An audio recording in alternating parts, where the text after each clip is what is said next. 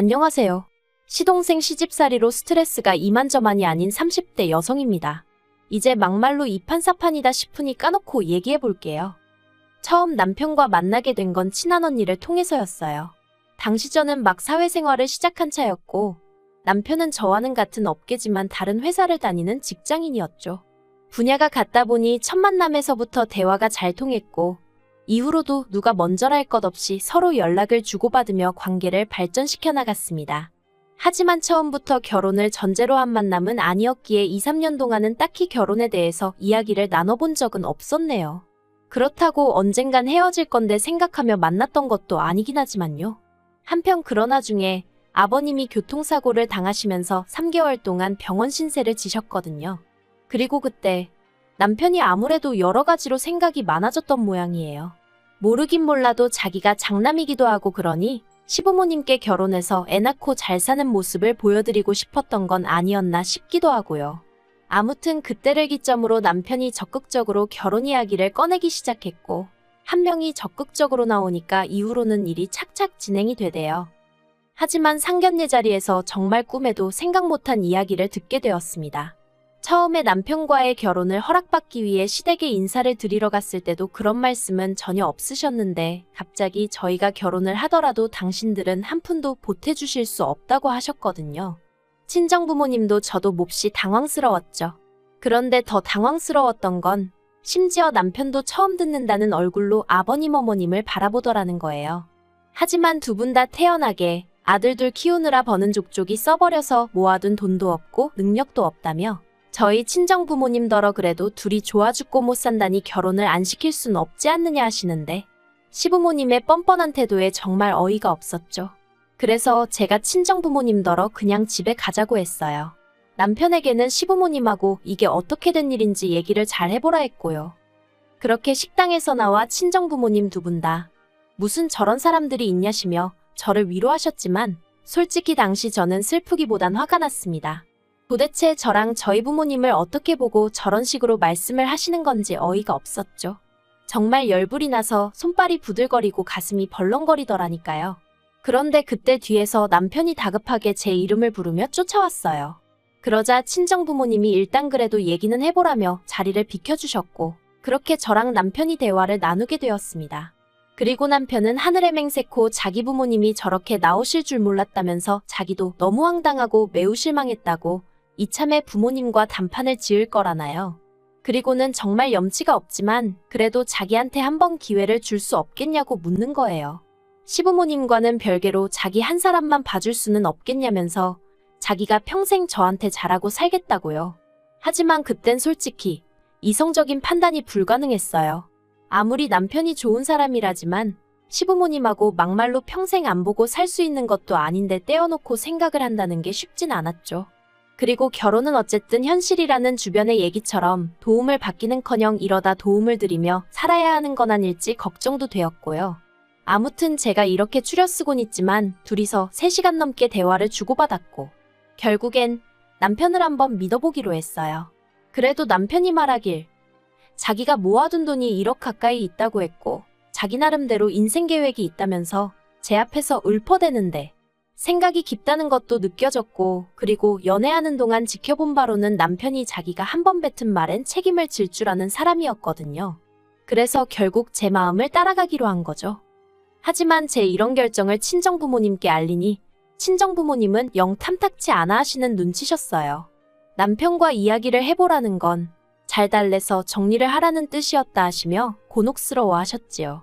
그리고 어려서부터 제가 내린 결정은 웬만하면 존중하고 믿어주시던 분들이셨지만 그때만큼은 저를 완곡히 말리시더라고요. 그래도 전 제 나름대로의 확신이 있었기에 고집을 꺾지 않았고 결국 부모님이 다시 한번 저를 믿어주시면서 그렇게 저는 남편과 부부의 연을 맺게 되었습니다. 가진 게 없으니 배째라는 시부모님을 뒤로하고 친정부모님이 집을 해주셨고 남편이 모아둔 돈으로 결혼식을 치르고 혼수를 채웠어요. 그리고 나니 돈이 좀 남아 이걸론 차를 살까 말까 하니까 친정아버지가 1,000만 원 주시면서 남편 차 사는데 보태라고 하셨죠. 예물 예단을 양쪽에서 다 생략하느라 저도 달리 받은 건 없었지만 남편한테 따로 해준 것도 없었거든요. 그러니 친정아버지께서 그게 내심 마음에 걸리셨던 모양이에요.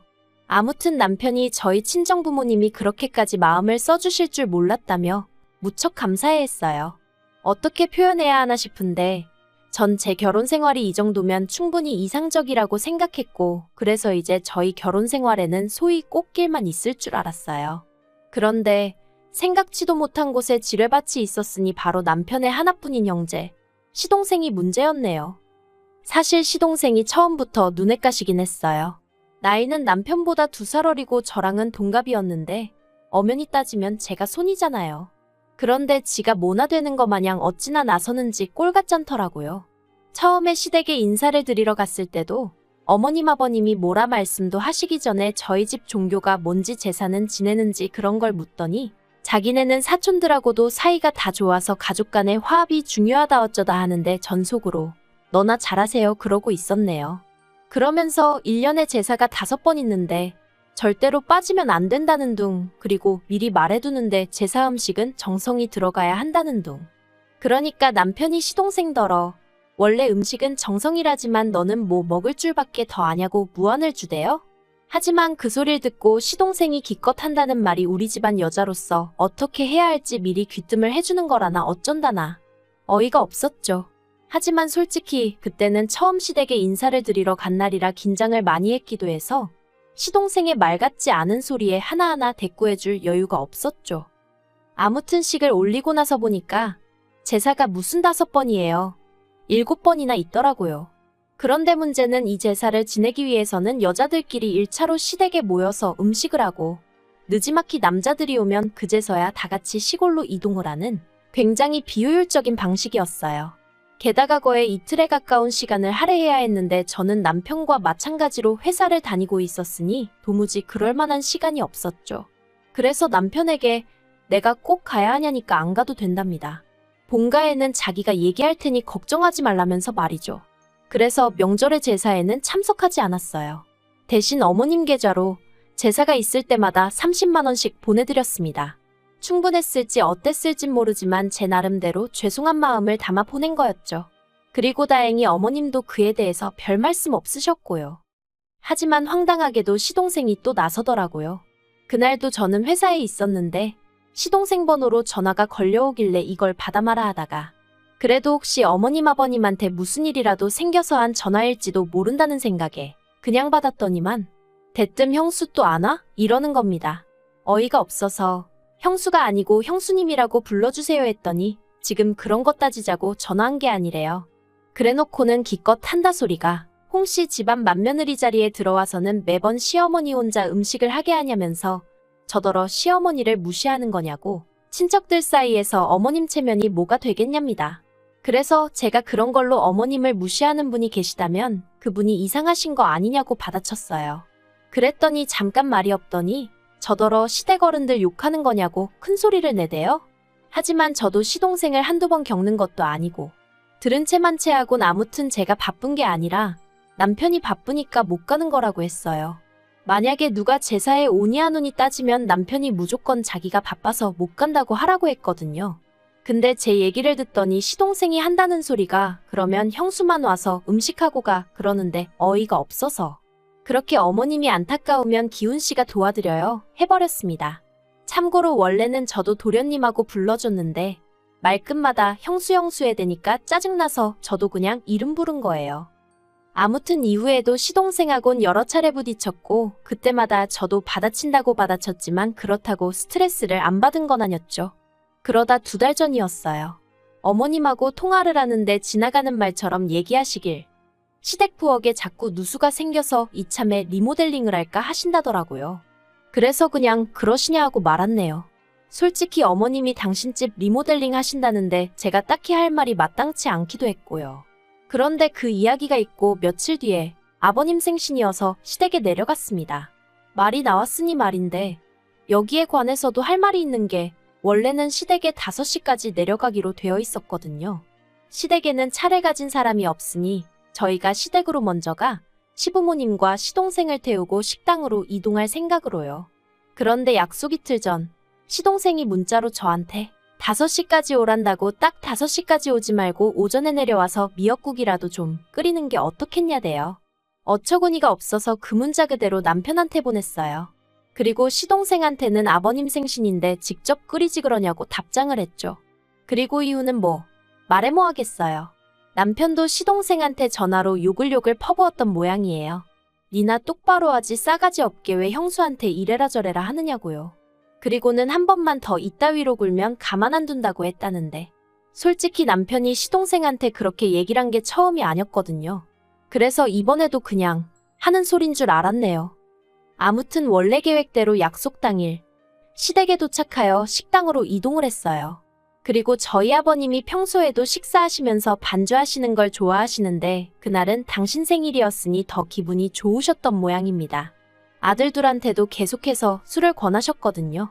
그런데 저희 남편은 운전을 해야 한다며 술을 입에 대지 않았고 그래서 남편 대신 제가 조금 마셨어요. 그리고 어느덧 분위기가 무르익을 때쯤 어머님이 다시 리모델링 얘기를 꺼내시는 겁니다. 원래는 부엌만 하려고 했는데 인테리어 사무실에 가보니까 어차피 부엌만 해도 집이 엉망이 되는 건 똑같다면서 이참에 싹 다 고치고 새집같이 해놓고 살면 얼마나 좋겠냐 하더래요. 그래서 어머님도 따져보고 생각도 해보니까 또 이렇게 마음먹었을 때 하는 거지 싶으시더라며. 그러니까 결론은 집 내부를 전부 수리하셔야겠다고요. 그런데 저는 솔직히 그게 꼭 필요한가 싶었어요. 제가 알기로는 지은 지 8년인가 밖에 안 된 아파트라서 다 때려부실 필요는 없을 것 같았거든요. 하지만 말씀하시는 내내 어머님 표정이 상기되어 있었고 다른 사람들도 가만히 있는데 제가 따지고 들기가 좀 그렇잖아요. 그래서 그냥 잘 결정하셨다고만 했네요. 그런데 갑자기 어머님 안색이 확 어두워지면서 문제는 돈이랍니다.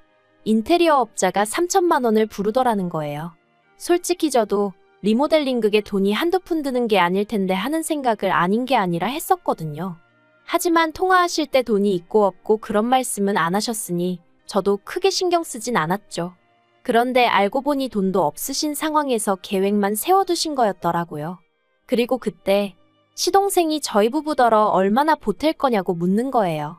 무슨 귀신 씨나라 까먹는 소린가 싶어서 제가 시동생을 쳐다봤어요. 남편도 대번에 돈이 어딨냐며 정색을 했고요. 그러니까 이번엔 아버님이 너네가 결혼한 지가 얼만데 아직도 돈을 못 모았냐면서 살림을 어떻게 하는 거냐고 언성을 높이시는 거예요. 주변에 사람들도 많은데 민망하고 억울하고 짜증도 나고. 하지만 아버님은 계속해서 어떻게 돈을 하나도 못 모았냐며 그러지 말고 반만 보태라시는데 반이라고 해도 1,500이잖아요. 황당하다 못해 어이가 없어서 웃기더라니까요. 그래서 없다고 했어요. 남편도 저도 둘 다 그렇게 큰 돈은 없다고요. 그리고 그날 결국 분위기가 엉망이 돼서 집에 왔어요.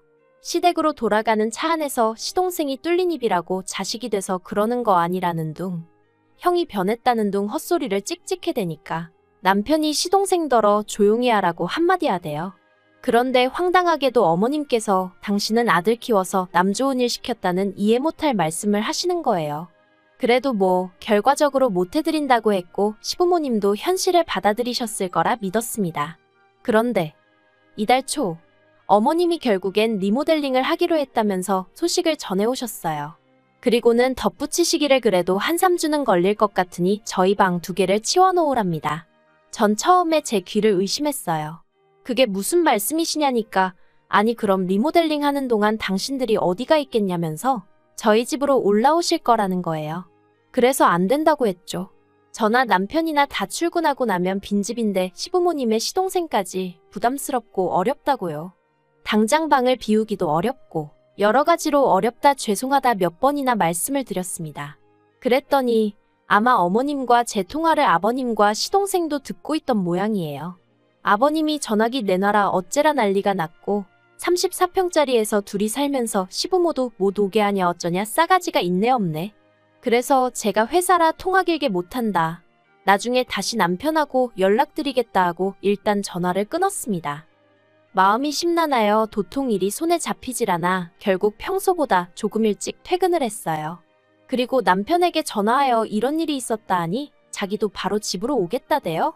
그리곤 얼마 안 있다 저더러 바로 지금 시댁에 가자더니 진짜 시댁으로 향했습니다. 시부모님께선 저희가 평일 저녁에 그렇게 올 거라곤 생각지 못하셨겠죠. 꽤 당황하신 얼굴로 저희를 맞으셨거든요. 그리고 밉상 시동생도 집에 있었어요. 아무튼 좋은 일로 찾아간 게 아니었던 만큼 바로 본론으로 들어갔습니다. 남편이 어머님 아버님 떨어 도대체 무슨 얘기냐고, 리모델링은 뭐고 우리 집엔 왜 오신다는 거냐 하니까 그러면 집안을 다 뒤집어 엎는다는데 여기서 우리 셋이 어떻게 지내냐며 어머님 아버님 시동생 할 것 없이 다들 난리더라고요. 그러자 남편도 그러니까 대책도 없이 일단 리모델링부터 하겠다 하고 통보를 해오면 어떡하냐면서 화를 내대요. 그런데 그때 시동생이 한다는 말이 남편더러 너무한다면서 부모님을 무시해도 정도가 있는 거 아니냐고.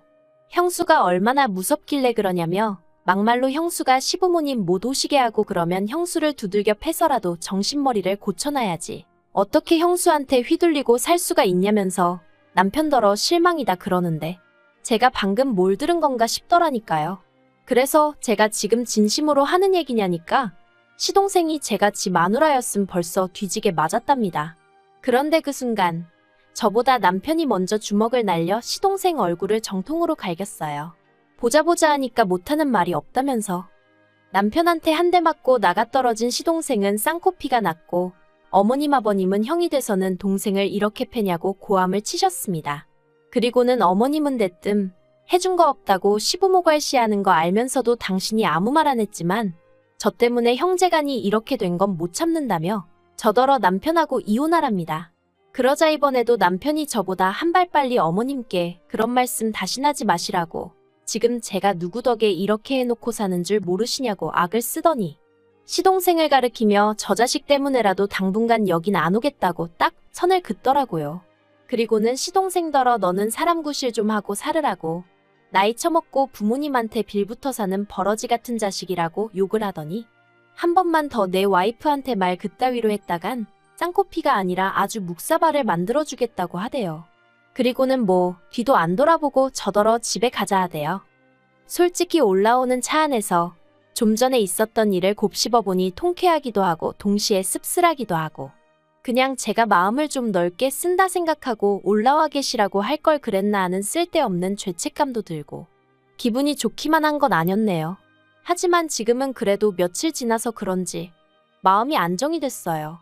매사 제 마음 같을 수도 없는 거고 그러니 시간에 맡겨두렵니다. 이러다 언젠가 좋아질 수도 있고 이렇게 영영 먼 가족처럼 살게 될지도 모르죠. 하지만 전 그냥 저랑 남편만 생각하면서 살아야겠어요. 적어도 남편이 그때 그 약속처럼 계속해서 제 곁에서 저를 든든히 지켜주기만 한다면 적어도 두렵고 겁나는 일은 없을 것 같으니까요.